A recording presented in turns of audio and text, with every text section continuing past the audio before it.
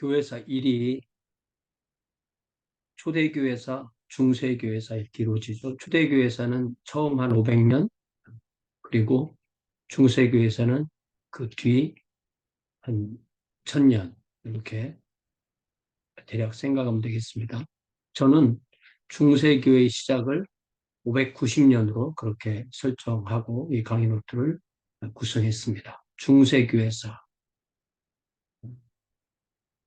이게 이제 우리는 이 단어를 메디블 이렇게 읽고 싶잖아요. 근데 우리 교수님이 이걸 꼭 medieval 이렇게 읽으시다가 D 발음이 거의 안 나게 D 발음을 N 발음 비슷하게 medieval church. 네. 이거 잘 저는 적응이 안 됩니다. 590년에서 1517년 개신교 종교개혁까지를 이제 중세라고 합니다. 그래서 세속사에서는 종교개혁이 아직 중세 시대잖아요. 그런데 교회사에서는 고대교회사, 중세교회사, 종교개혁사, 그 다음에 근대로 넘어가야 됩니다. 16장 중세의 동방정교회. 그래서 그 16장에서는 동방정교회 Eastern Orthodox Church in the Medieval Age, Middle Age라고 해야 됩니다. 를 나누는데 아마 한 2시간 정도 강의가 될 것 같습니다. 배경, 빛은 동방에서 럭스 엑스 오리엔테라는 말과 같이 기독교는 동방.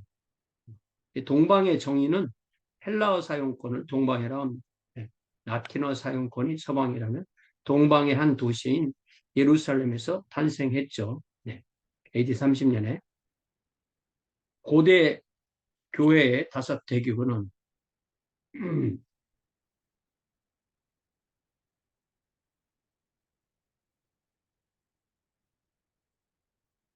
고대의 5대교구는 예루살렘, 안티오크, 콘스탄티노폴리스, 알렉산드리아, 그리고 로마였고, 이 중에 로마만 서방에 속하고 나머지 4대교구는 동방에 속합니다. 그리고 제1차 니케아 공회부터 제1회 니케아 공회부터 제7회 니케아 공회까지 처음 7공회는 모두 동방 지역에 속한 도시들에서 열렸죠. 그러니까 우리가 요 7개 공예를 꼭 외울 필요는 없죠. 보통 어떻게 하냐면 이렇게 7이라고 할 때 니콘, 에콘, 니콘, 에콘, 콘콘니 이렇게 불러요. 네.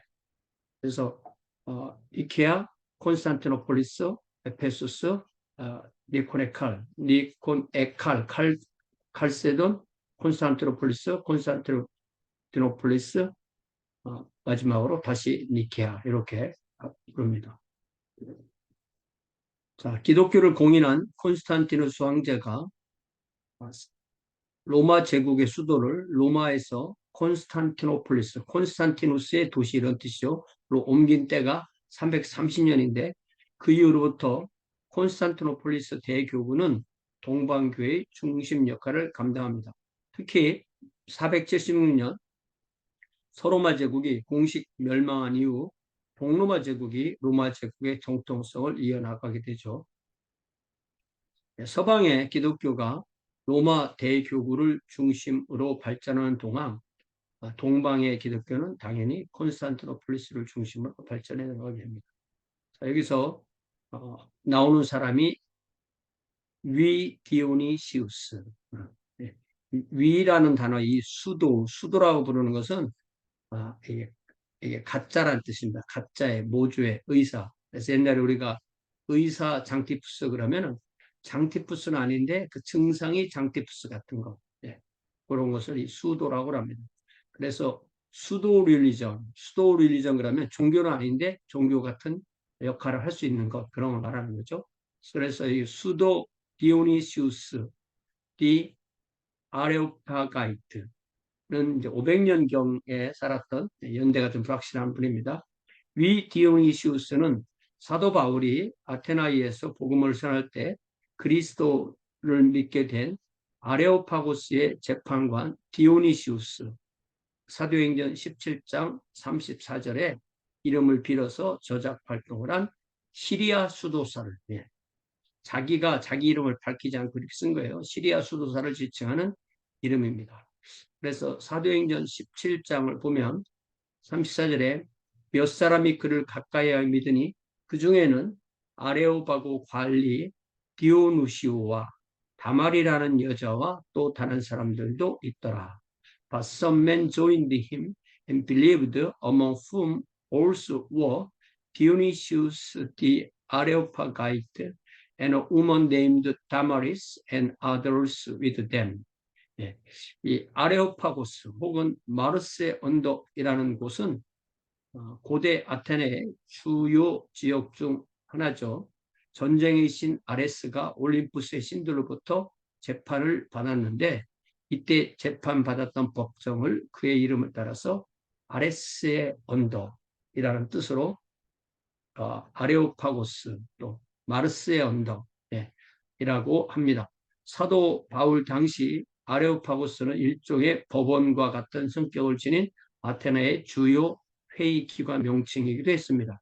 물론 이 회의는 그 언덕에서 실제로 이루어졌고요. 이곳이 바울이 에피쿠로스 학파와 스토아 학파 사람들과 함께 대화하고 복음 설교를 했던 유명한 장소입니다. 사도행전 17장 16절에서 18절까지를 찾아서 읽어보겠습니다. 사도행전 17장 16절부터 바울이 아덴에서 그들을 기다리다가 그 성에 우상이 가득한 것을 보고 마음에 격분하여 회당에서는 유대인과, 그러니까 아테네 회당이 없었던 게 아니에요. 회당이 있었던 것입니다. 회당에서는 유대인과 경건한 사람들과, 예, 유대인과 경건한 사람들은 하나님을 경외하는 그 사람들 말하는 거죠. 회당에 온 사람들. 또 장터에서는 날마다 만나는 사람들과 변론하니 어떤 에피쿠로스와 스토아 학자들도 바울과 쟁론할세 어떤 사람은 이르되 이 말쟁이가 무슨 말을 하고자 하느냐고, 어떤 사람은 이르되 이방신들을 전하는 사람인가 보다 하니 이는 바울이 예수와 부활을 전하기 때문이러라. 그를 붙들어 아레오바고로 가며 말하기를 내가 말하는 이 새로운 가르침이 무엇인지 우리가 알 수 있겠느냐, 이런 말씀이 있죠. 아크로폴리스에서 남동쪽으로 멀지 않은 곳에 있는 이 언덕은 당시 시민들의 일반적 회합 장소로 또는 시장으로도 사용되었던 아고라, 즉 저작거리를 내려다보고 있다. 예. 그러니까 이 아레오파고스에서는 이제 주요한 재판이나 회의가 열리고 보통 일반 사람들의 회합 장소 또 시장으로 썼던 장소는 아고라에 있었다. 예. 우리말로 아고라를 번역하면 저작거리가 되는 것입니다. 아레오파고 관원 디오니시우스는 나중에 아테네의 첫 감독이 됐다, 이렇게 알려지는 인물입니다. 그래서 이 디오니시우스의 이름을 가지고 한 이 시리아의 수도사 위 디오니시우스는 시리아 출신으로서 당시 시리아를 풍미하던 단성론적 그리스도론을 가지고 있었습니다. 이 시리아 이집트 쪽으로 단성론적 그리스도론을 가진 사람이 많이 있었죠. 또 그는 자신의 신학을 신플라톤주의, 신플라톤교로 설명한 것으로도 유명합니다. 이 신플라톤 교가 이게 기독교 상당히 비슷한 면이기 때문에 그 말을 빌어서 설명하는 거죠. 그의 신학은 부정의의 신학, 부정의적 신학, 그러니까 정의하지 않는다는 거. 아포페이스, 그러니까 아라는 말에 이게 부라는 뜻입니다. 그래서 정의하지 않는 신학, 네거티브 디얼로지로 불리는데, 즉 하나님을 설명할 때 하나님은 어떠한 분이시다라는 설명을 하는 것이 아니라 어떠한 분이 아니시다라는 설명으로 설명이 더 나은 것이라고 하는 것입니다. 이로써 그의 신학은 신비신학으로도 나아가게 됩니다. 그래서 하나님은 예를 들면 하나님은 빛이시다 이렇게 말할 것을 하나님은 어둠이 아니시다 이렇게 말할 수 있다는 거죠. 자, 그의 영향, 그는 동방신학자지만 그의 신학은 서방으로 소개되어 서방 신비주의 신학 전통에 지대한 역할을 했다. 그러니까 더 알려진 거죠. 그의 유명한 저서는 천상의 계층 구조, Celestial Hierarchy, 교회의 계층 구조, The Ecclesiastical Hierarchy, 하나님의 성호들, 또 Divine Names, 또 신비 신학, Mystical Theology, 이 네 권이 존재합니다. 그래서 우리가 그런 것들을 찾아보면서 논문을 또 쓸 수도 있겠죠. 그 외에 그가 기록한 10통의 편지들이 남아 있습니다. 위 디오니시우스는 위자를 빼면 또 헷갈리니까 위 디오니시우스는 영혼의 상승을 정화, 조명, 합일의 세 단계로 설명되지 그의 신비주의입니다. 이 형식은 그 후 서방 신비주의의 표준이 되었습니다. 정화의 단계는 영혼을 정결케 하는 것, 조명의 단계는 하나님의 빛을 영혼에 비추어 주는 것, 그리고 합일의 단계는 하나님과 하나 되는 체험을 말합니다.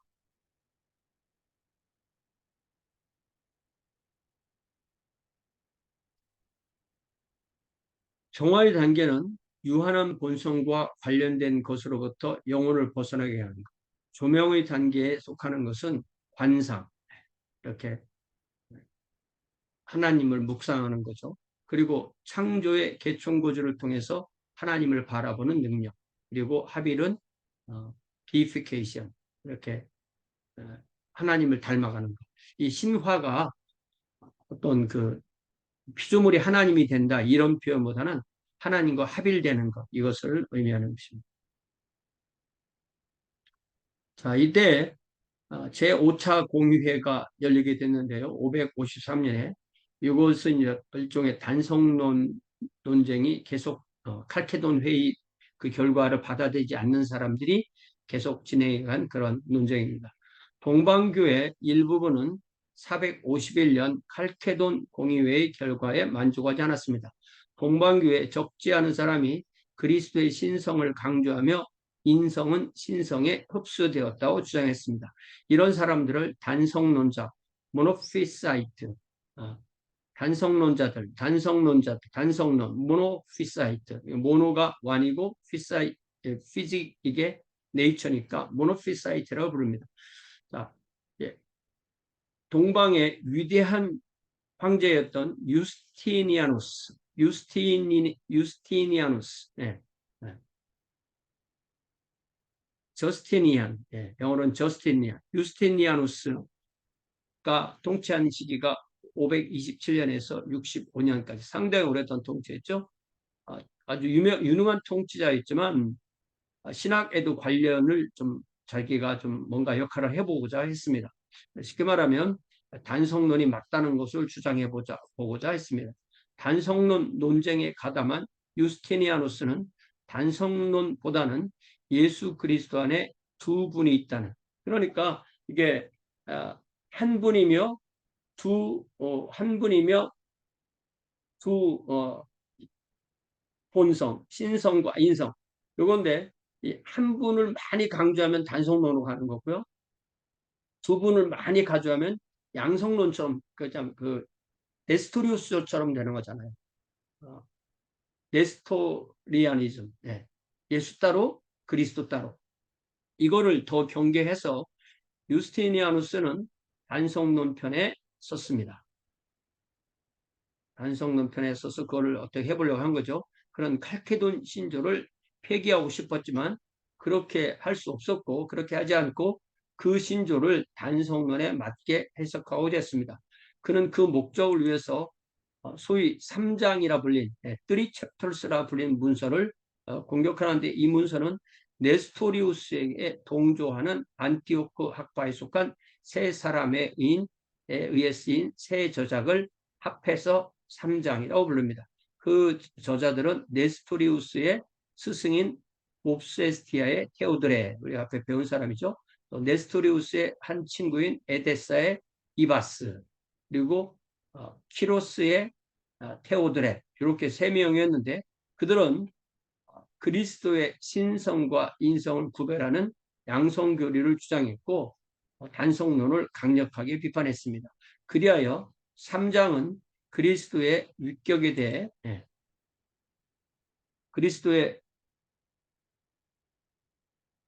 율격에 대한 어, 단성론의 위험을 지적하고 단성론에 반대하는 내용을 수록하고 있는 책들입니다.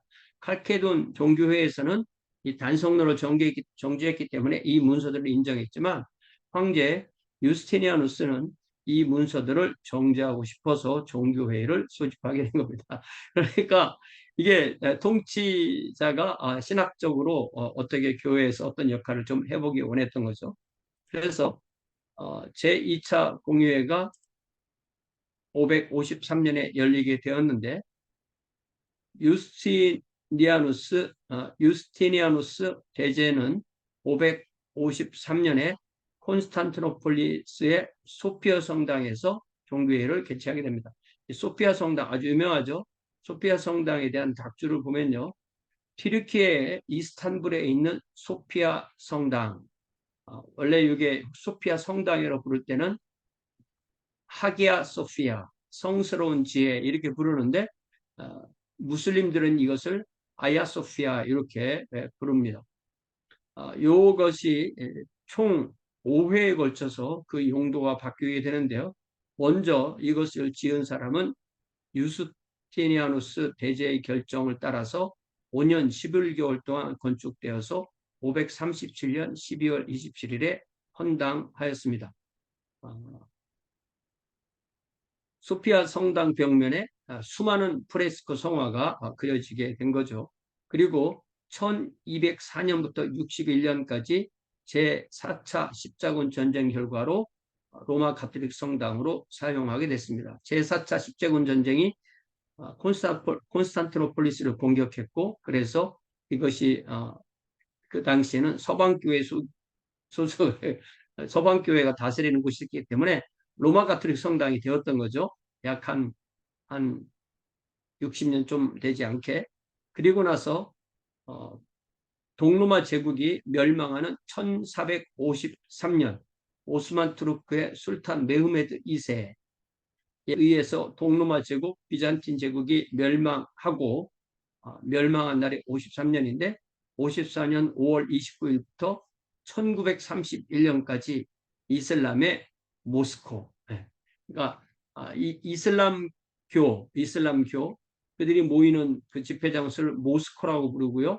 그들이 그 이슬람교도를 무슬림이라고 부르고 그리고 그들이 보는 그 경전을 꾸란이라고 이렇게 부르죠. 이렇게 처음에는 동방종교 성당으로 그리고 두 번째는 로마 가톨릭 성당으로 세 번째는 모스코로 그래서 모스코로 만들 때 원래 그 성당 건물 사방에 4개의 기도탑을 세우게 됩니다. 이거 거꾸로 돌아가면은 이게 1961년까지 로마 가톨릭 성당이었으니까 1961년부터 1453년까지 약 한 또 200년 동안은 다시 동방종교 성당이 됐던 거죠. 네, 그거는 이제 여기에서 계산하지는 않았습니다.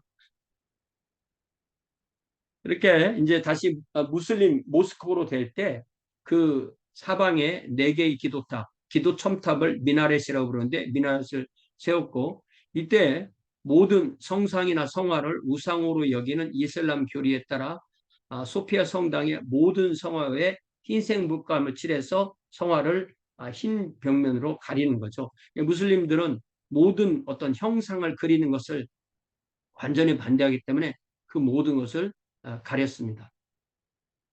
자, 그랬을 때 다시 1931년 튀르키예 공화국이 설립된 후에 1935년 2월 1일부터 아야소피아 박물관으로 사용되었는데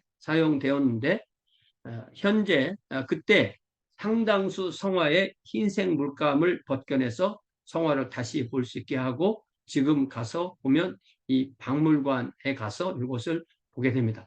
여기는 제가 한 10여 년 전에 갔었는데 여기에 1층, 2층 이렇게 되는데 상당히 큽니다. 그래서 2층에 올라가서 이렇게 보는데 정말 울렁거릴 정도로 감동되는 그런 체험을 하게 됐습니다. 그리고 마지막으로 다섯 번째, 2020년 7월부터 튀르키예 정부는 이 아야소피아를 이슬람 예배의 그 특정 시간에 특정 공간을 사용합니다. 그때에는 관광객이 들어갈 수가 없는 거고 예배를 드리는 거고, 그때는 또 예배를 드려야 되기 때문에 눈에 보이는 이 성화를 다 흰천으로 싹 가리고 예배 시간 하고 또 다시 그걸 떼고 다시 관광객을 받고 이렇게 하는 겁니다. 이게 정말 이해가 되시죠? 예.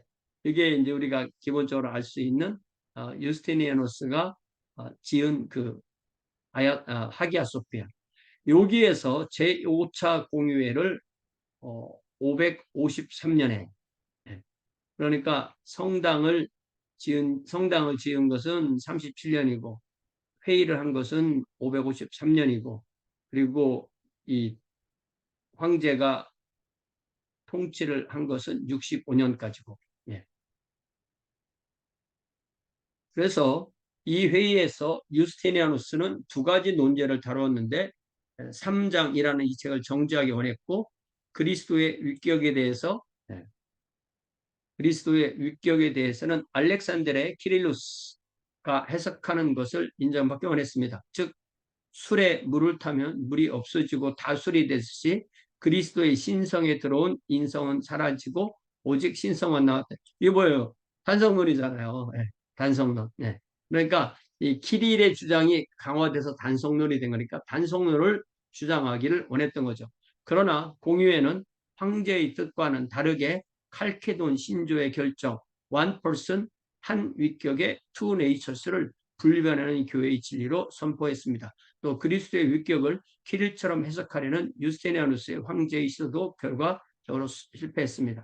단성론은 비정통적인 것으로 인정되어 교회에서 교육이 금지되었습니다.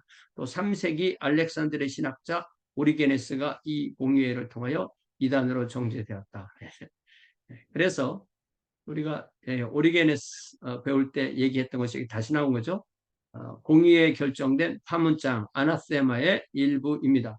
만일 누구든지 그리스도의 신성과 인성의 두 본성으로 이루어진 연합에 대한 믿음을 고백하거나, 이게 이제 두 본성이 완전히 하나가 됐다 이렇게 고백하거나 육신이 되신 하나님의 말씀에 한 본성에 대해 말할 때 이것들을 교부들이 가르쳐 준 대로 이해하지 못하고, 다시 말하자면 예수 그리스도의 신적 그리고 인적 본성들로 이루어진 연합이 실제로 그렇게 된 것이며, 그래야 한 분 그리스도로 되셨다는 표현을 그리스도의 신성과 인적인 육체로 만들어진 것이 하나의 본성이나 본질을 가르치기를 추구하는 것이라면 그는 파문할 것.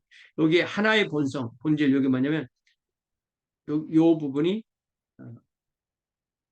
하나만 남았다면, 하나의 본성, 하나의 본성, 신성만 남았다고 하면 그건 파문당한다. 그러니까 신성과 인성, 이 신성과 인성이 계속 얘기돼야 된다는 거죠.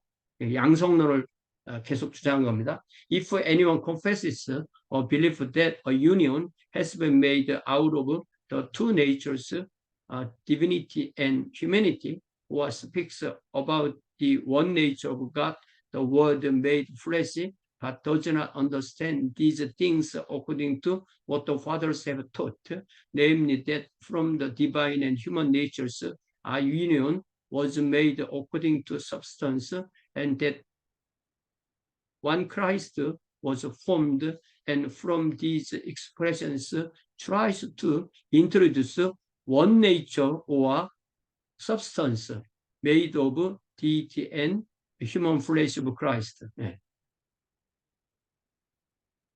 그리스도의 인성과 신적인 육체를 만드는 것이 하나의 본성이나 본질로 되었다고, 신성만 남았다고 그렇게 가르친다면,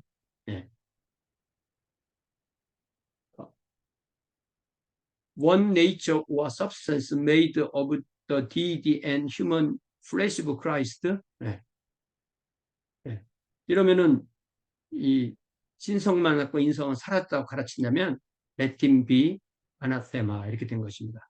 그래서 단성론자들은 그래도 사라진 건 아니고요. 동방교회 외곽에 존재하며 분리된 집단을 형성하게 되는데, 특별히 시리아의 야코바이트, 이제 야콥이라는 주교를 따라서 야코바이트 졸지, 또 이집트는 콥틱 교회, 이집트란 말과 콥틱이란 말은 어원이 같습니다. 콥틱 교회가 단성론을 유지하는 교회로 살아남았고 단성론의 전통을 따르는 교회들은 오늘까지 존재하는데 오늘날 이러한 교회는 단성론이 아니라 그리스도의 신성과 인성이 구별되지만 하나로 완전히 연합되어 하나의 본성을 형성한다는 단일 본성론, 미아피사이티즘을 따르는데 요거는 또 단성론과는 달라요. 단성론은 인성이 완전히 사라졌다는 것이고 이 단일 본성론은 양성이 단일 본성을 이룬다. 그 단일 본성 안에는 신성과 인성이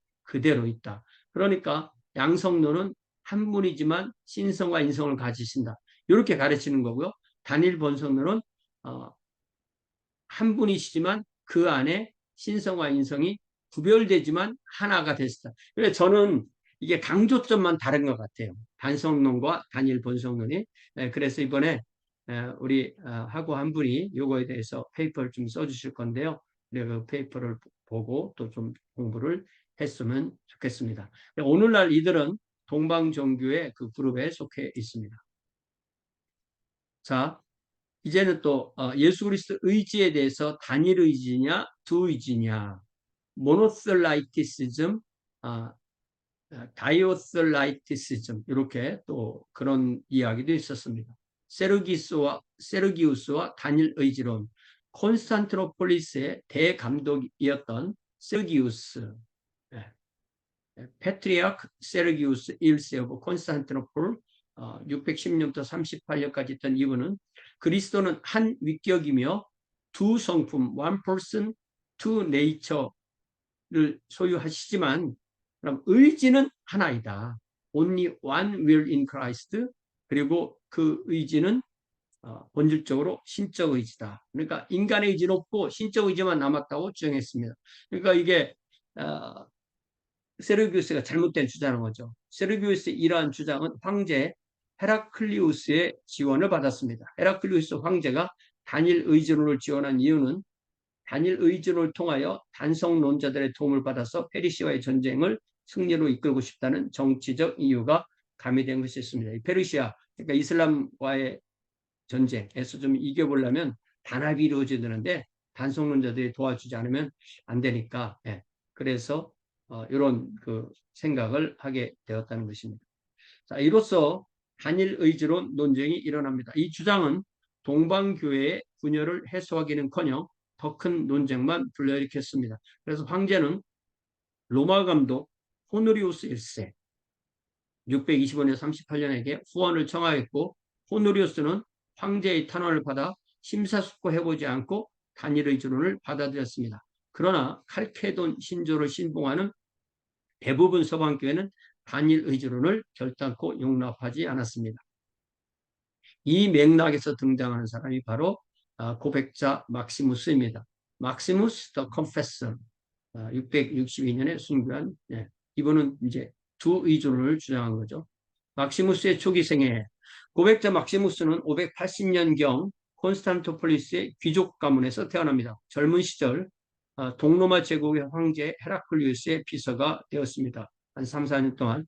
그러나 613년 수도사가 되기 위해 3년 동안 일했던 황제의 비서직을 사임하고 콘스탄티노폴리스에서 보스포러스 해협 건너에 있는 크리소폴리스 수도원에 들어가게 됩니다. 그는 그곳에서 수도원장의 위치까지 올라오게 되었으나 626년 페르시아 사람들 아바르족 슬라브족의 침략으로 인해 자신의 공동체가 해체될 수밖에 없었기에 북아프리카 카르타고 근처까지 가서 그곳에 있는 수도원으로 피신해서 이주하게 됩니다. 막시무스는 카르타고는 서방이잖아요. 그런데 그곳에 동방교부 2차 공회에서 활동했던 나지안주스의 그레고리 또 조금 아까 나눴던 위 디오니시우스의 저작들을 읽으면서 그리스도인을 정립합니다. 645년 막시무스는 카르타고에서 단일 의지론을 주장하는 피루스와 논쟁을 벌였습니다. 피루스는 반성론자들과 화해하기 위해서 예수는 오직 하나님의 의지만 가지고 있다고 주장했습니다. 반면에 막시무스는 그리스도께서 신적 의지와 인간 의지를 모두 갖고 계시지 않다면 그분은 우리와 동일한 사람이 아니며 그분이 우리와 동일한 사람이 아니라면 우리를 구원할 구주가 될 수 없다며 예수의 두 의지를 지속적으로 주장하는 두 의지론자가 되었습니다. 이것이 나지안주스의 그레고리가 예수께서 가지고 있는 것만 우리가 구원받는다. 예수께서 육체가 있으니까 육체가 구원받고 예수님의 영혼이 있으니까 우리 영혼이 구원받듯이 예수님의 인간 의지가 있어야 우리 인간 의지가 구원받는 것이다. 그래서 두 의지론을 주장한 것입니다. 예. 그러니까 막시무스가 이 카르타고로 피해 간 것이 이 사람을 더 신학자로 만드는 거죠. 그리스도는 본래 하나님이시므로 자연히 성부에게서 받은 신적 의지를 사용했습니다. 왜냐하면 그리스도는 성부와 오직 한 의지를 공유하고 있었기 때문입니다. 그는 또한 본래 인간이므로 자연히 인간 의지를 사용했습니다. 이 의지는 결코 성부의 의지에 반하는 것이 아니었습니다. 신학적이며 논쟁적인 주제들에 대한 단상. 예. 예. Christ was God by nature and made use of a will which was naturally divine and paternal, for he had but one will with his Father. He was also man by nature and made use of a naturally human will, which was in no way opposed to the Father's will. Theological and polemical short note. 그리하여 막시무스는 단일 의지론과 그 이단을 후원하는 동로마 황제 콘스탄스 2세, 이제는 이제 황제가 그 사이에 바뀐 거죠. 에 반대하는 운동의 지도자 중 한 사람이 되었습니다. 지도자 한 사람이 된 거죠. 막시무스는 649년 로마의 라테란 종교회의에 참석하여, 이 라테란이라는 것은 로마에 있는 그 주교의 그 교회를 라테란 교회라고 합니다. 라테란 종교회의에 참석하여 로마 교황, 로마의 대주교 마르틴 1세와 함께, 그러니까 호노리우스는 이제 호노리우스 다음 이제 호노리우스가 38년까지 교황이었고 주교였고, 이제는 마르틴 5세, 마르틴 5세는 49년부터, 호노리우스는 다시 볼까요? 38년까지 이제 그 사이에 한 명이 또 그 사이에 또 빈 거죠. 자, 그래서 마르틴 로마 대주교 마르틴 1세와 105명 주교와 함께 황제 콘스탄스 2세의 티포스 칙령을 정제합니다. 그러니까 이 티포스 칙령이 이제 단일 의주를 얘기하는 거겠죠. 이러한 행동으로 인해 막시무스와 로마 교황 마르틴 1세는 동로마 황제 콘스탄트 2세의 명령으로 로마에서 함께 체포되어 콘스탄티노폴리스로 압송됐다.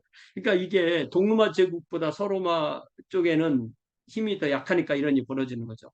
마르틴 1세는 곧 정제되어 오늘날의 우크라이나의 크리미아 지역으로 추방되어서, 그러니까 이게 크리미아가 다시 러시아 땅이 됐으니까 이게 애매해요. 이게 우크라이나라고 말해야 되는지 크리미아라고 말해야 되는지 뭐 러시아라고 해도 되겠죠. 현재로도 러시아 땅이니까. 해방되어서 655년에 사망합니다. 막시무스는 황궁에서 황제와 콘스탄티노폴리스의 대주교에 의해 재판을 받았습니다. 그러나 막시무스는 단일 의지론을 받아들이기를 거부하고 두 의지론을 고수함으로써 658년에 황제와 콘스탄티노폴리스 대주교에 의해서 이단 판정을 받습니다. 그러니까 이단이 정통을 이단이라고 판정하는 거예요. 교회에서 이런 일이 꽤 됩니다. 추방당한 막시무스는 침묵을 지키라는 명령을 받았지만 진리를 부인할 수 없었습니다. 그리하여 그는 진리를 고백하는 고백자 막시무스로 불립니다. 막시무스, The Confessor. 661년 막시무스와 그의 친구 아나스타시우스는 다시 콘스탄티노폴리스로 불려와서 신문을 받았는데 자기들이 돌아온 게 아니겠죠. 불려와서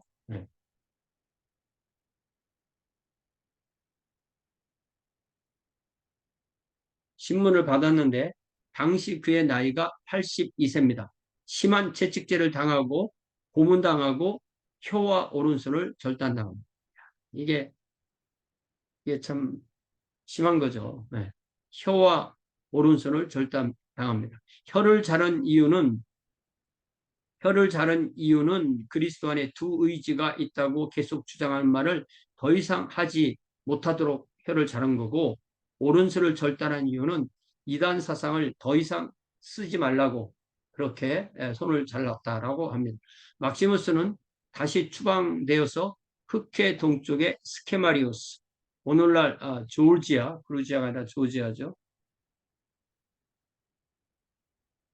오늘날 조지아, 그루지아죠. 그루지아.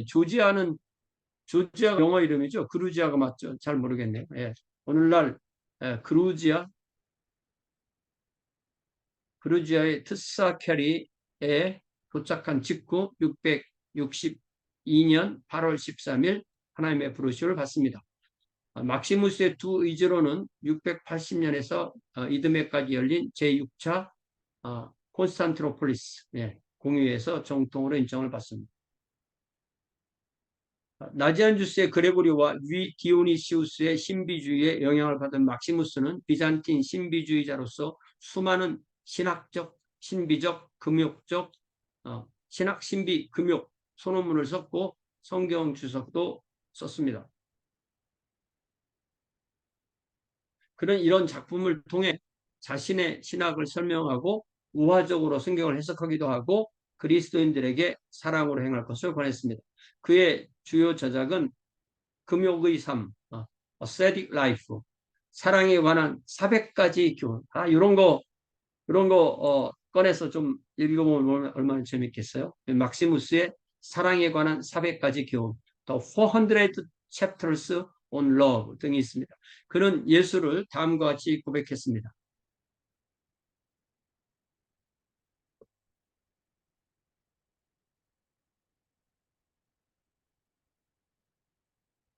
예수는 심오하게 숨겨진 신비시며 축복된 목표시며 세상 만물이 창조된 목적이 되신다. Christ is the great hidden mystery, the blessed goal, the purpose of which everything was created. 고백자 막시무스는 또 동방신학의 아버지로도 불립니다. 그래서 제6차 공의회가 콘스탄티노폴리스에서 열린 세 번째 공의회죠. 자, 단일 의지론 모노셀라이티시즘과 제6차 공의회, 또 Sixth Ecumenical Council은 콘스탄티노폴리스에서 열린 세 번째 종교회의. 니케아, 콘스탄티노폴리스, 에페소스, 칼케돈, 콘스탄티노폴리스, 니케아 이렇게 읽고 되는 거죠. 로마의 교황 아가토는 동로마 제국의 황제 콘스탄티누스 4세와 협의하여 콘스탄티노폴리스에서 제6차 공회를 개최했습니다. 이는 많은 갈등을 일으킨 단일 의지론 문제를 해결하기 위한 것이었고 회의의 결론은 다음과 같습니다. 우리는 또한 거룩한 교부들의 가르침을 따라 예수 그리스도 안에 두 자연적인 의지와 두 자연적인 사역이 분리됨 없이 변화됨 없이 분열됨 없이 혼동됨 없이 존재한다는 것을 선포한다. 이 두 자연적인 의지는 불경건한 이단들이 주장하듯 서로 대립하는 관계가 아니다. 이는 하나님께서 금하신 것이다. 하지만 그의 인간의지는 그의 신성하고 전능한 의지에 저항하거나 마지못해 따르는 것이 아니라 복종한다. We likewise declare that in Jesus Christ are two natural wills and two natural operations without division, without change, without separation, without confusion, according to the teaching of the Holy Fathers. These two natural wills are not contrary to one another, God forbids, as the impious heretics assert, but his human will follows his divine and omnipotent will, not resisting or reluctant, but subject to it. 이게 우리가 예를 들면 우리 주님께서 겟세마네 동산에서 기도하실 때 분명하게 보여주신 것이죠. 예를 들면 마태복음 26장에 가서 기도하실 때 조금 나아가서 39절에 얼굴을 땅에 대시고 엎드려 기도하여 이르시되 내 아버지여 만일 할만하시거든 이 잔을 내게서 지나가게 없어서 인간의 지죠. 그러나 나의 원대로 마옵시고 인간의 지죠. 아버지의 원대로 하옵소서. 그 안에 아버지의 원을 따르는 그 의지가 있는 것이죠. 또 42절에 다시 두 번째 나아가 기도하여 이르시되 내 아버지여 만일 내가 마시지 않고는 이 잔이 내게서 지나갈 수 없거든 아버지의 원대로 아버지의 의지대로 되기를 원하나이다. 그렇게 하시는 것이죠. 그리고 세 번째 같은 말씀으로 기도하셨다. 그래서 예수님 안에 예수님이 신성과 인성을 가지셨으니까 하나님의 의지, 하나님의 인간 신성과 인성이 있으니까 하나님의 의지, 인간의 의지 당연히 같이 갖고 계셔야 되는 거죠. 자, 또 이 공유에서는 658년 황제 콘스탄스 2세와 콘스탄티노폴리스 대주교에서 이단으로 정제됐던 교황 마르틴 1세 그리고 고백자 막시무스를 복권시켰다. 예. 이렇게 해서 5차, 6차 했죠. 이제 7차 공유에는 니케아 공유회. 예. 니케아에서 두 번째 걸린 공유회이고 여기서 주요 주제는 성상 논쟁, 성화 논쟁. 이게 성화 논쟁도 되고 성상 논쟁이라고도 해도 됩니다. 자, 배경은 이 논쟁은 이슬람교가 발행한 위협에 대한 하나의 반응이었는데요. 동방교회는 많은 성자의 상 등 신도들이 경배하고 기도의 대상으로 삼는 물건들이 있었습니다. 많은 물건이 많았다. 있었다 이렇게 되겠죠.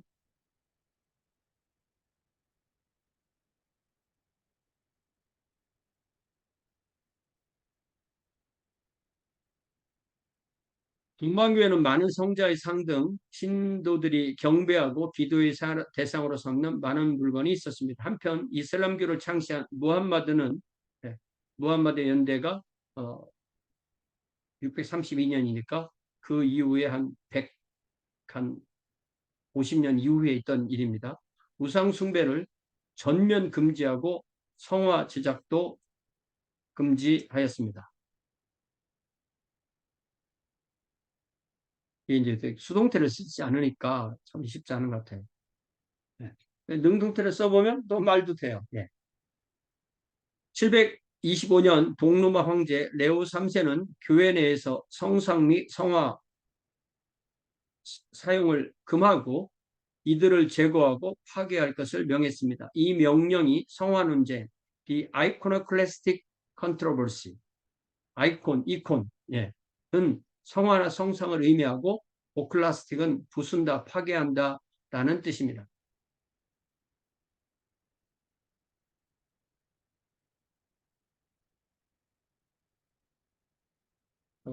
그래서 이 성화 논쟁을 불러일으킨 사람이 동로마 황제 레오 3세죠. 성화 제거령은 즉각 반발을 일으켰고 아이콘 사용을 예배에 허용한다고 강력히 반발한 많은 사람이 반발했는데 그 대표자가 그 유명한 다마스쿠스의 요한. 네. 다마스쿠스의 요한은 676년경에 태어나서 749년까지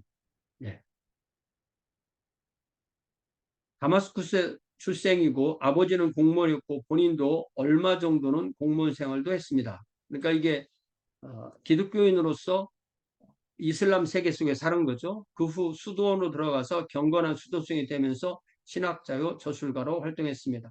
성상에 대한 성상 사용에 옹호하는 다마스쿠스 요한의 논거는 이렇게 됩니다. 성상은 예배에 사용될 수 있고 계속 사용돼야 되는데 왜냐하면 제2계명 우상을 만들지 말라는 계명은 예수 그리스도께서 보이지 않는 하나님이 눈에 보이는 사람으로 오셨기 때문에 완화된 거다. 그러니까 우리가 하나님이 보여줬으니까 우리가 보이는 물건으로 하나님을 생각해야 된다. 이런 개념인가요? 예배에 다른 성물도 사용된다. 십자가나 성찬상 같은 것도 있으니까 이런 것들이 이런 것들을 이용하여 왔다면 성자의 상을 이용하지 못할 이유가 뭐냐라고 생각한 것입니다. 그래서 성상 자체는 예배의 대상은 아니다. 이건 분명한 거죠. 예배의 대상은 아니고 성상이 상징하는 대상이 예배 대상이다. 이게 이제 불교에서도 왜 그 나무에다가 금칠해 놓고 그 눈에다가 점 찍어 놓고 거기서 절하냐 그러면 그거는 부처가 아니다. 그 부처를 생각하게 돕는 것이다. 이렇게 말하는 거죠. 사실 이게 애매해요. 애매합니다. 우리가 어, 이 동방 종교도 그렇고 로마 가톨릭도 그렇고 이런 성상을 워낙 많이 쓰는데 그것을 우상이라고 하진 않죠. 그런데 그것을 또 불편하게 생각하고 우상이라고 생각하는 그런 개신교도들도 있음을 우리가 압니다. 요한은 이런 논거를 펼치기 위해서 많은 저작물을 남기는데 그는 자신의 신학 저작들을 수집하여 나중에 지식의 샘, The Fountain of Knowledge라는 거대한 조직 신학책을 저술하였습니다. 다마스쿠스의 요한은 동방교의 마지막 교부로 간주됩니다. 요한은 성상 사용을 주장함으로써 동방교의 다른 수도승들로부터 많은 지지를 받습니다. 그럼에도 황제 레오 3세는 여러 해 동안 성화 금지령을 계속 추진했고 이게 성화 금지령이 황제가 하다 보니까 이 사이에서 죽는 사람들이 많이 생겨야 되는 거예요. 그 결과 787년에 제7차 공의회, 제2차 니케아 공의회가 열리게 되는데 동로마 황제 콘스탄티누스 4세가 이 문제를 해결하기 위해 종교회를 열었고 공의회의 결론은 성상은 그 자체가 예배의 대상은 아니지만 예배의 보조 수단으로 사용될 수 있다. 이렇게 되었습니다. 그래서 일단은 동방 종교에 대해서 한 2시간, 2번 강의를 나눠 한다고 하면은 여기서 첫 번째 것은 마치도록 하겠습니다.